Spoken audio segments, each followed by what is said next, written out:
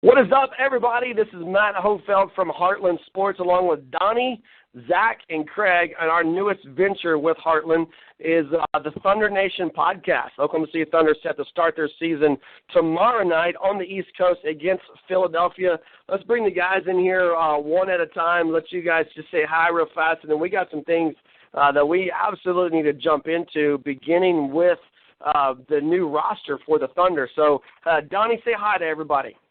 Man, how's it going? How's everyone doing? We are great. Zach, you there? Yeah, I'm here. All right, and we got Craig. Zach and Craig, known as the Thunder guys. Craig, I didn't mean to cut you off. Say hi, bud. Hey, what's up? It's all good. All right. So let's start. Let's start with the roster. I mean, I don't know how much you guys want to talk to the guy who's not there, that pivotal person that was a member of this team. Of course, I'm talking about Serge Ibaka.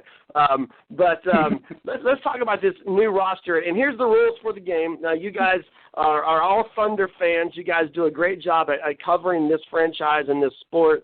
But you come at it from a few different angles, and what's great, most people, well, no one other than us gets to see our behind-the-scenes text messages and stuff on our group chats that we get to go through, because sometimes you have a different take on things, and that's what's going to make this great.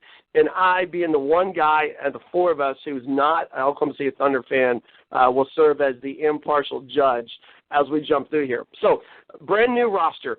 Gone, Serge Ibaka. Gone, Kevin Durant. Two key cogs in the wheel of this program, this franchise for the last several years.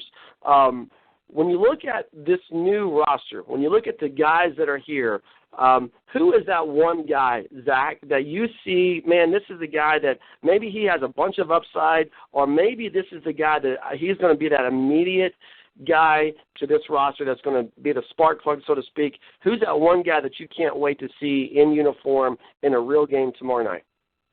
Well, I think the obvious choice for a standout newcomer is going to be Victor Oladipo, just because he's kind of that guy that we've needed at shooting guard for a while. Ever since Orlando drafted him, he's actually kind of been on my personal wish list for the Thunder to pick up. So whenever we made that trade, a lot of people were really disappointed about losing Serge, and we had nothing but love for him in Oklahoma City. But bringing in Victor Oladipo, to me, that was really probably one of the greatest transactions we made in recent years. But he's really not who I'm most excited about. I'm really excited about seeing Domantas Sabonis. I think that trade, including him in the trade with Orlando, was just a great move by Sam Presti, really heads-up move. I was kind of curious to see if he was really going to be able to contribute immediately and how he would really compare to Serge Ibaka at the power forward spot. But after seeing him in preseason action, he just looks like a guy that has got fundamentals down. He looks like, maybe he picked up some stuff from his pops, and I'm really excited to see just his footwork looks good. His ability to set screens and come off those looks fantastic. He's got a decent little mid-range jumper, and he looks so comfortable with the ball in his hands, and you just don't see that in a lot of young guys. So Sabonis is definitely who I'm most excited to watch play. All right, so you got Oladipo, you got Sabonis. Donnie, who do you got? I mean, is it one of those two guys, or is there somebody else that's new to this franchise that you're excited to see? I think for me, knowing the team is like basically a wing short, and we can talk more about what that might mean later via trade stuff. I want to see Alex Abrines or however you say his last name. The key, in my opinion, is having another guy on the perimeter that can score the basketball. Maybe if we're lucky, play a little bit of defense. I know him being a rookie, coming over, but he's played professionally in Spain for a few years. I think the Thunder were very high on him. In preseason, he looked pretty decent. I don't know how many minutes he's going to get immediately, but I think with the second unit, he's going to be a rotation player pretty quickly, and I'm hoping he can grow up pretty fast, because if the Thunder have the guy on the roster that can be that wing difference maker or even a solid rotation player, this can be a really good basketball team. Craig, how about you? I mean, is it one of these guys already mentioned? There's three on the board now, or is it maybe a point guard that you picked out early in the preseason as a guy who's going to latch onto this franchise? Yeah, like what Zach said, it's an obvious choice, but I'm going to go with Victor Oladipo. He averaged 16 points per game last year, and I think with a guy like Russell Westbrook who can distribute the ball the way that he does, I think Victor Oladipo is going to be an all-star this season, so I'm excited to watch him and Russ out there. So no one's going to mention Christian. I'm a little bit shocked by that. I know he's a new guy, but I mean he's the odds-on favorite to get cut as soon as the camp opens up. You cut 2 guaranteed contracts. Well, one of them really wasn't due to Christian. It was due to a little bit of a marijuana issue. But I mean, you cut guaranteed money, $5 million to keep this guy. What's going on there? I mean, is that just because of his upside and his youth, or Craig, this is your guy that you had called out both publicly on our site and through the chat that we have. Tell me about Samaj Christian and why are you so high on him as well? You know, he had an impressive preseason. Got more minutes partially because of injuries, but still went out there and performed well, gave good minutes. The reason I did not pick him is because once Cameron Payne's ready to go, he will be the number 2 guy. And so I'm not really sure how many minutes he will receive this season. But I do expect him, if he gets out there, to contribute well and, give the second team a good look.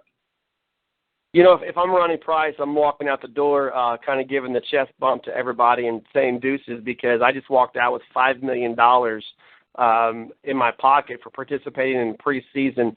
Someone's going to pick him up, which means it's just a $5 million bonus on top of what someone else is going to pay him.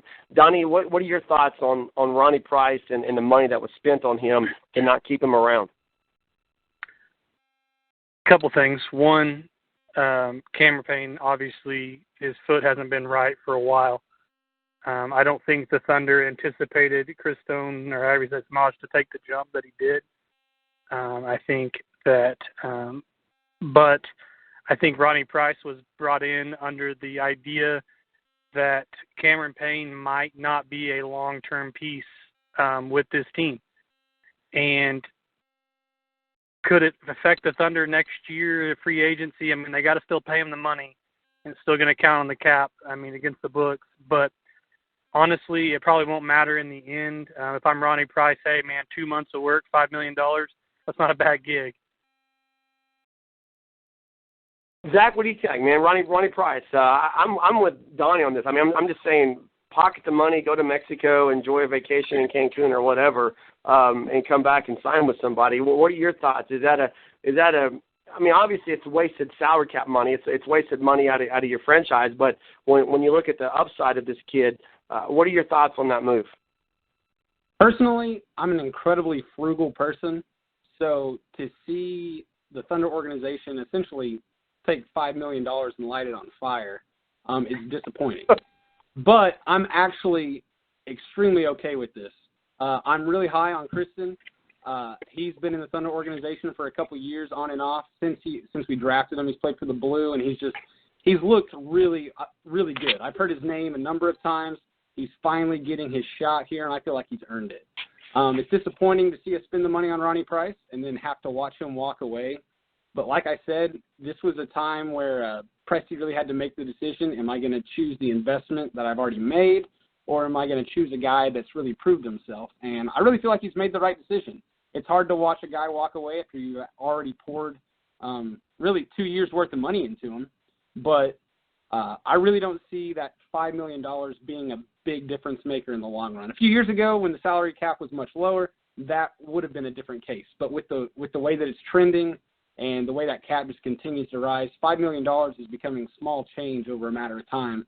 And obviously every dollar counts in the long run, but I don't see it being near as big of a deal as it could have been, and I'm really happy with the move.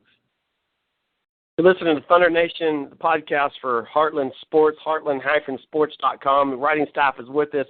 A guy we haven't talked about to this point of this podcast, and kudos to us for making it this far in without mentioning Russell Westbrook. But at the end of the day, when you look at the talent that's on this team, you look at Steven Adams, you look at Victor Oladipo, this team's only going to go as far as Russell Westbrook takes them. True or false, Craig? I think it's true, but I also think, we know Westbrook's going to get his points. He's gonna score over 20 every night. He's going to be getting his triple-doubles. It's going to be what the guys around him can do. And So like I said, Russell's going to do his part, but it's going to matter if Oladipo can pick up slack, especially on the defensive end. I'm excited to watch him guard the perimeter. And then with Steven Adams on the inside, both on offense and defense, I think it's more of a question of how much production those guys will give the Thunder. Zach, worst case scenario for this team, Russell Westbrook has an injury that sets him out for, let's say, 4 weeks, 5 weeks. What happens to this team without Westbrook? It could be devastating, honestly. Like, our season could plummet out of the playoffs easily if he has to miss up to a month of basketball. It's hard to really say because there are so many questions going into this season. We know what Russ is capable of. We know that he's going to get the job done, and at the same time, I think this is a whole new style of play for him because in the past, I feel like he's had to compete for the spotlight, compete for the opportunity to be the man and to earn his points, earn his stats. And I feel like I saw this a lot in the preseason. He was really, really working hard to get other guys involved. And I think that's something he's going to be looking to do early, especially with some of these weaker teams that will be coming up. But I think he's going to look to see who's going to be the guy that he can trust in. I really feel like he trusts in Adams. He's always looking for him down low. They have a connection that I think is special.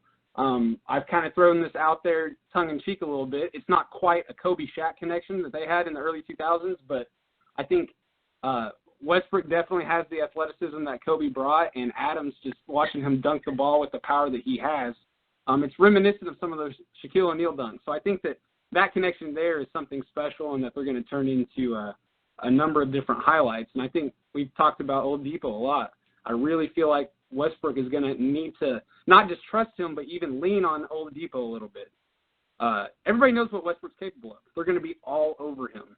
And so Oladipo is going to have to be ready to step up and sometimes be the leading scorer for the night, sometimes be the star, and maybe even push himself into that all-star contention like Craig mentioned. Zach, Donnie, what are your thoughts? Russell Westbrook, clearly the all-star. If you look at this roster, you see all-star potential. You see guys like Steven Adams. You see guys like Victor Oladipo. And you say there's all-star potential there. But, when you look at this roster, the one guy that you guarantee is all-star is Russell Westbrook. Is it make or break for him as far as he's going to take this team as far as he can go on his back, or is he going to have enough support around him where it won't actually be the Russell Westbrook show? If it becomes the Russell Westbrook show night in and night out, I don't think that is good for this basketball team long term. Personally, myself, I think you're going to see Russell Westbrook dominate because that's what he does. You're going to see him make people look silly driving through the hole and finishing in traffic. He's going to make the crazy play. He's going to make the bonehead play, but that's Westbrook. That's who he is. Personally, myself, I think the team goes as far as Steven Adams goes. I think the jump that he is capable of making puts Adams into a category where he is, dare I say, top 3-4 center in the NBA. If that happens, offensively, defensively, that's where I think the big jump happens. One of the biggest needs on this team is someone to block shots, being able to switch on the perimeter and more of a small ball lineup with still one big. I think that Adams, even though he's not obviously the star, Adams' growth and his play on the court this season will go way further to determining the success that the Thunder have. When you look at this roster, and I'm going to throw another guy out here that we haven't mentioned yet, and then we'll move on from roster stuff. But let's play a little bit of trivia here, and you guys can chime in on this. Obviously, the top answer is easy. The most salary cap invested this year is in Russell Westbrook, over $26 million. Second, anybody know who second is? Personally, Silva. Just for the 2016-17 salary cap, number 2 is going to be who? I heard Ilyasova, and that is an incorrect answer. I'm not for sure who said it. Give me another guy. Enes Kanter? Enes Kanter. Do I? No, I knew it was in it. Go ahead. Oh, $17 million for Kanter. And then Ilyasova comes in at third. over $8 million invested in him. Are we not talking about this guy just because he slipped our mind, or is this a guy that the Thunder are paying a lot of money to that's really just kind of take a back seat to some of the other stars on this team? Whoever wants to jump on that one, jump on it. I'll jump in. Go ahead. We're talking about Canner here, right? No, Ilyasova. Okay. As far as Ilyasova goes, I mean, honestly, when he came in, I was not real excited about it. I kind of thought he was just like a extra guy to tack on to get rid of some salary cap space for Orlando, and just another filler for us. But I watched him play in the preseason. I was actually somewhat impressed with his catch and shoot ability, and really just he's a decent hustle guy for being in the league for I think it's 8 or 9 years, something like that. And he's really kind of proven himself to be that decent bench guy. So I'm not really sure if he's going to be able to find his way into the roster, find some minutes on the court. But if he is able to get 12 to 15 minutes, maybe he can be that guy that comes in, sparks a couple of shots, and I don't know, get us in some games that we weren't in at the time. I'm not really sure. Is he worth being the third highest paid player on this roster? No. But I think that's really more of a situation. We got a lot of young guys that are getting ready to be prepared for extensions and re-signing contracts, that type of thing. So I'm not really sure if he's worthy of being the third highest paid player on this team. But if he gets a shot, he might be able to make some things happen for us. All right. Does that make him trade bait, Donnie? I'd be shocked if he's on this roster after the trade deadline. Last year of his contract, $8.4 million. Thunder making a deal we'll talk about some players maybe in a little bit. You need to match some salaries. Maybe get a team out of a contract they really weren't excited to sign a year or two ago. I'd be shocked if Ilyasova's on this roster past the trade deadline. All right, so let's move on then. You look at the schedule this week, and the Thunder start out tomorrow night on the road at Philly. Craig, you and I talked about this a little bit. I mean, you hate to say must win, but when you're starting the season at Philly, it's your one road game in your first 3 games of the season. You got to win tomorrow night, right? I mean, you have to win, and I would think you almost have to win convincingly. You agree or disagree with that, Craig? Yeah, I agree. I think it is a must-win. I actually joked with Zach earlier in the week or earlier last week about us losing that first game. But yeah, I think you have to win. I think you have to win convincingly, and then coming back home against Phoenix on Friday. I mean, just to give the fans something to be excited for. Everyone's kind of skeptical at this point, but I think if you get a solid win against Philly, come back, win at home, and then you fly to L.A. To play the Lakers, I think it's really important to start off 3-0 as you've got the Clippers and the Warriors next. And those are 2 games you don't want to head into with a losing record. Right. Now the Lakers game is in Oklahoma City, is it not? No, it's in L.A. Are you sure about that? We're gonna have to bring up the Googles because I thought it was at Philly, home against Phoenix and L.A., and then at the Clippers at Golden State. So we're going to effort that here real fast. Okay, Donnie, worst case scenario for this week for the Thunder, Wednesday, Friday, Sunday, you've got at Philadelphia. It is at home against Phoenix, against the Lakers. Donnie, worst case scenario, is it 1-2 or is it 0-3? I mean, what realistically? Obviously, best case is you go to the Clippers, which is a huge game early in the season. You go to the Clippers on November 2nd. Best case scenario is you're 3-0. Realistically, what's the worst case scenario for this team? I mean, 0-3 would be. I don't see how 0-3 is possible. I mean, those are some really bad basketball teams.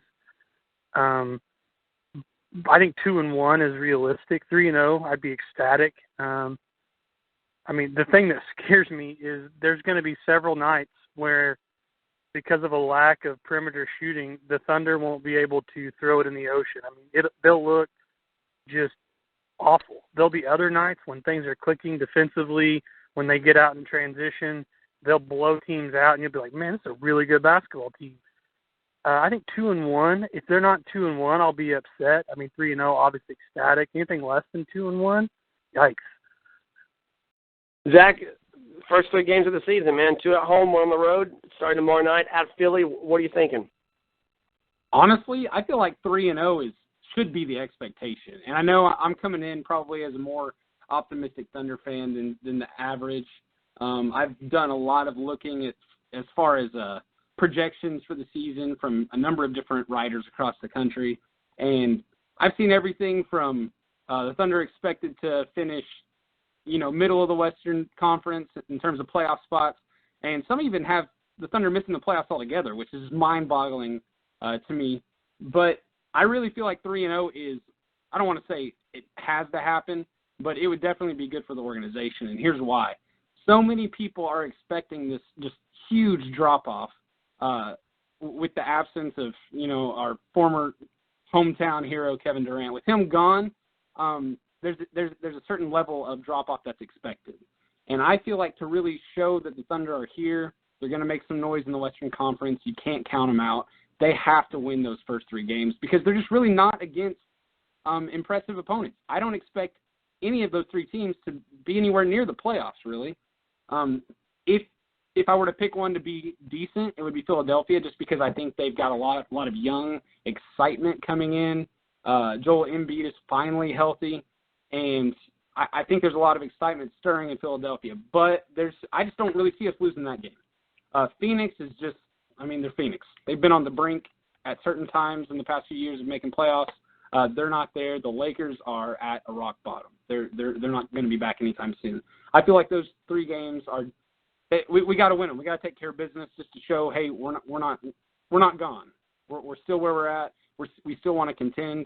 And I know for some people that's just completely just not possible at all. But I really feel like if they figure a few things out, like Donnie mentioned, perimeter shooting, got to figure that out.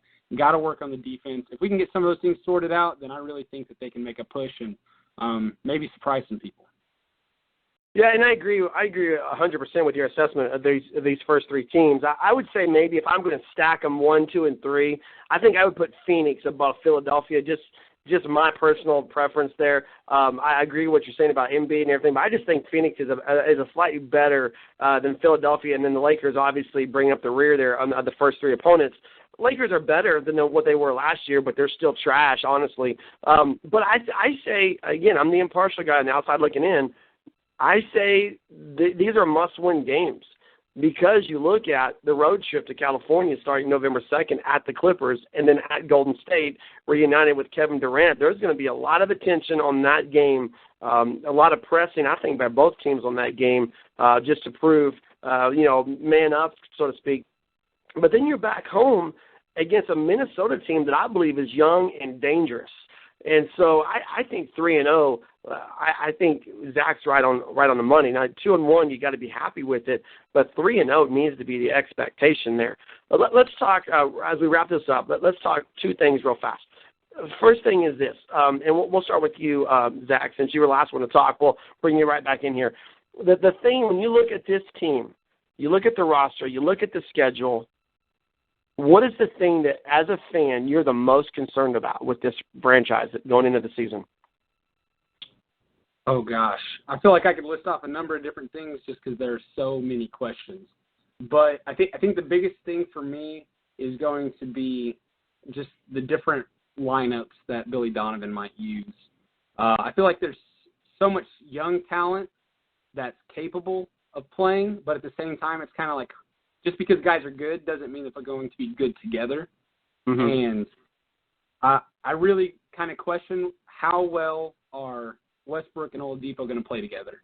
I really feel like they can be potentially the best point guard, shooting guard duo in the league right now just because they're both so athletic. They're crazy talented, but how much are we going to get out of them every single night? Are they going to push every single night?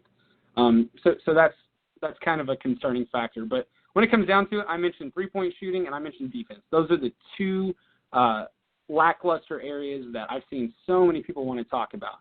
And I feel like if they come out and play their best, then they can play good defense. There are definitely some questionable areas. There are some young guys that are going to have to learn how to work with rotations and just the higher level of play than maybe what they're used to, whether it be playing overseas, playing in college.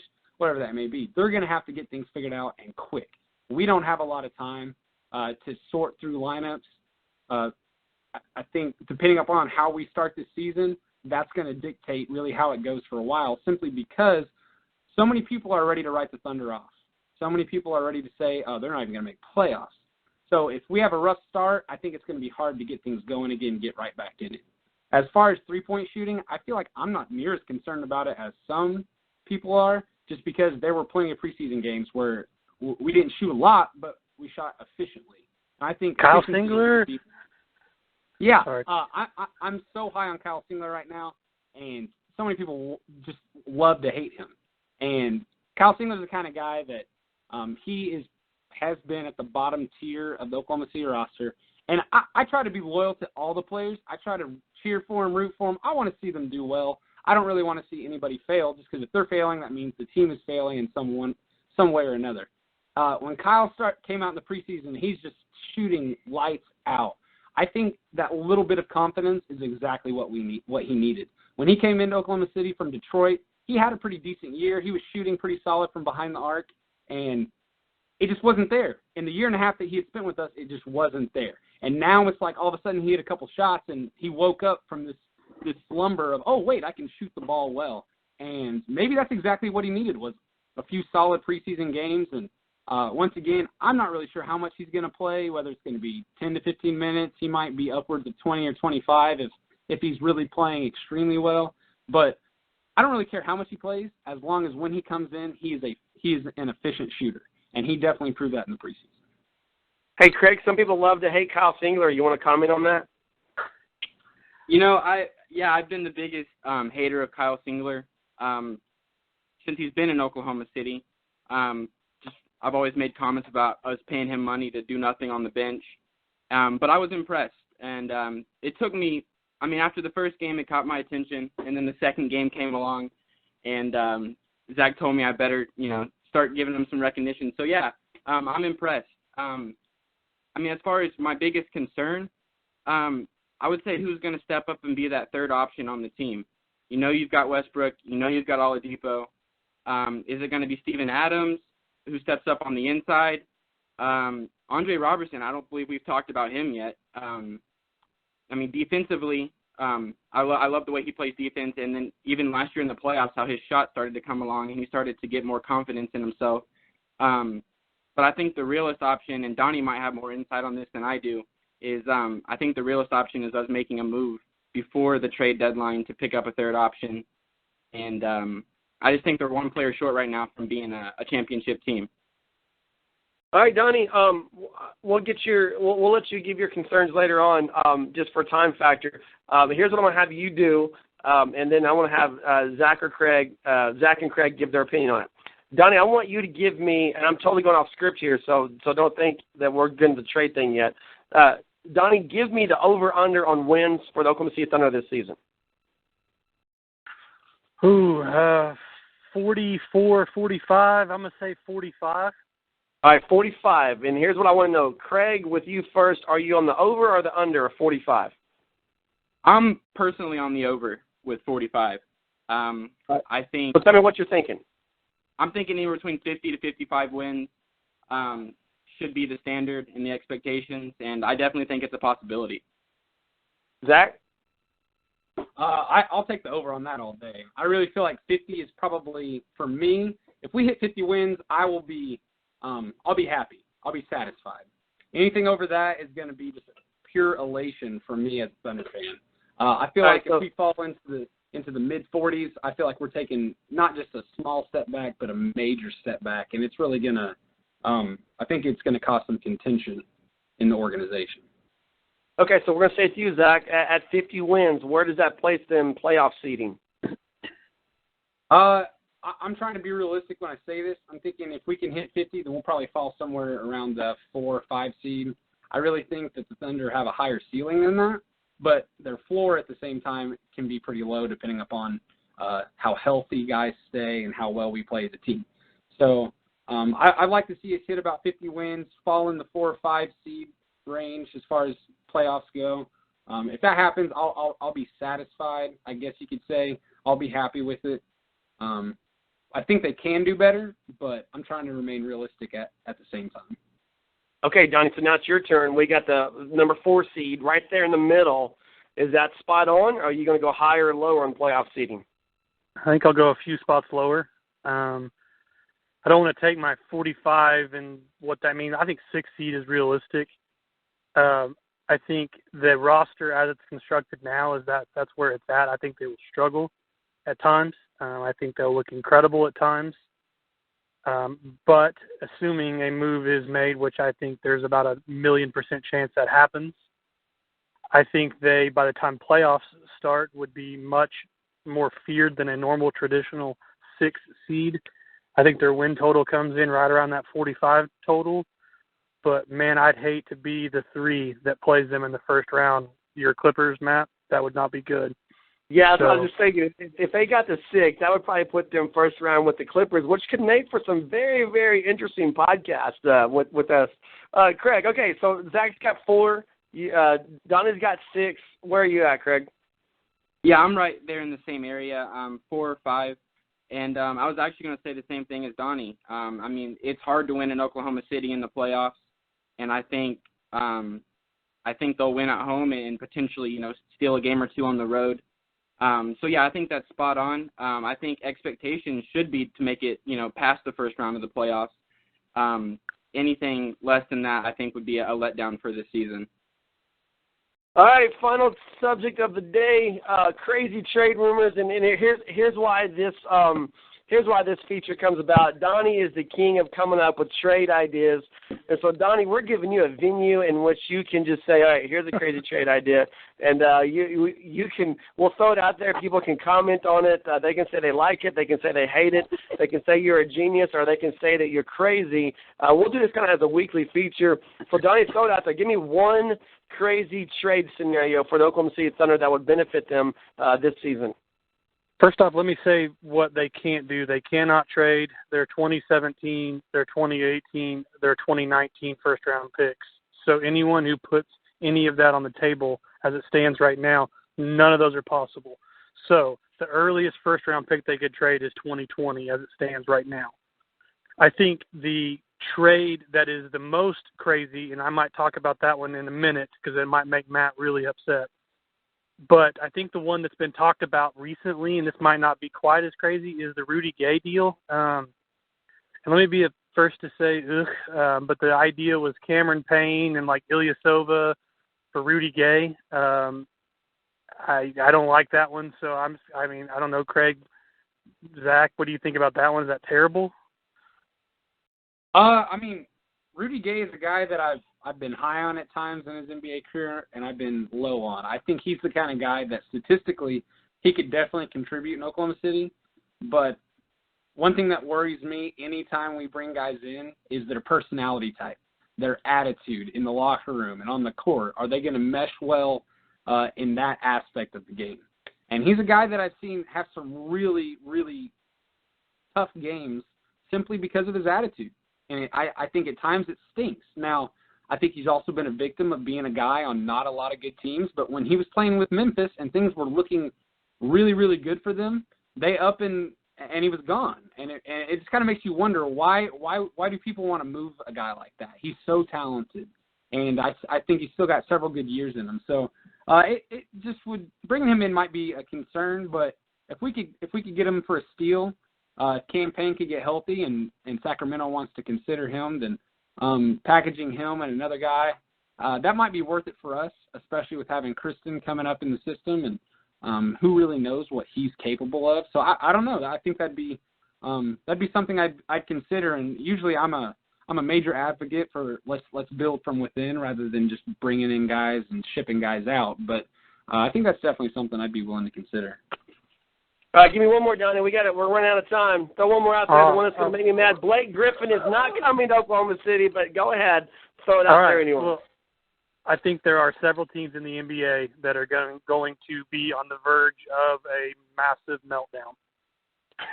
One of which is the Clippers. I think they are an injury away from having to basically blow everything up. And I think that with Chris Paul, J.J. Redick, Blake Griffin being free agents, I think the Clippers are immensely talented. They have absolutely nothing outside of those guys, though, which that's a great start. But let's say things go bad for the Clippers. Let's say Paul's out for 6 weeks. J.J. Redick, something happens there. Clippers start to struggle. Blake Griffin, what are you going to do? He's probably wanting out. I know he said he's going to re-sign, but I could envision a scenario where Blake Griffin is moved at the trade deadline because what are the Clippers going to do, let him walk and get absolutely nothing? If that happens, what team in the NBA is going to take a chance on Blake Griffin and give up something knowing that probably the only other place he would go would be he'd come back home? Cantor and Griffin's salaries pretty much closely match up. I mean, they'd have to obviously get more than just Cantor, but if you're going to risk losing him for nothing, I mean, Cantor and a 2020 first-round pick and Cameron Payne, I don't know. I might pull the needle on it. I pull the trigger on it if I'm Doc Rivers. Zach, going back to his college days, Blake Griffin has long been your favorite player in general. I mean, the guy you love. You've got posters hanging in your room. You've got autographed basketballs and shoes. Give me your thoughts on Blake Griffin coming to the Thunder. Do you see that as a possibility? And as a fan, what would you expect out of that? Not at all. I mentioned earlier about Rudy Gay, the whole attitude thing, and Griffin's one of those guys that if he's playing for your team, you'll love it because he's an instigator. Steven Adams is a similar type of player in terms of instigation, but being on the other side of things, I've just really grown and cannot stand the guy. Now, if we brought him into Oklahoma City, I would welcome him with semi-open arms. I would love to see him do well for us if he ended up playing here. But when it comes down to it, I just don't see it happening. I think he's a small-town guy coming out of Edmond, Oklahoma, who moved out to Hollywood, and he's living it up out there. He's got all the fame that he could want. He's got all the attention that he could want, and I don't think coming back to his hometown area to play for the NBA team here, which wasn't even here until he was on his way out, I'm just not seeing it. I think there's going to have to be something more. Now, as far as him getting traded here, and he doesn't have a lot of control over that, that could happen, but I think that would be a risk for the Thunder organization to make just because who knows if he's going to sign here. I feel like a lot of teams are going to be looking for that piece that he could easily fill in and really make a difference. And I honestly, I just think he's loving the big city life. I don't see why he would want to come back to Oklahoma City, small market. I'm just not seeing it. All right, that's going to wrap it up for this first ever Thunder Nation podcast. For Zach, Donnie, Craig, I'm Matt. Thanks so much for listening. Check out heartland-sports.com for pregame, postgame opinions, whatever we've got there in the Oklahoma City Thunder, as well as the Oklahoma State Cowboys and the Oklahoma Sooners. Guys, thanks for your time. Look forward to getting back and doing this again sometime soon. We'll talk to you later on. Thanks for listening, everyone.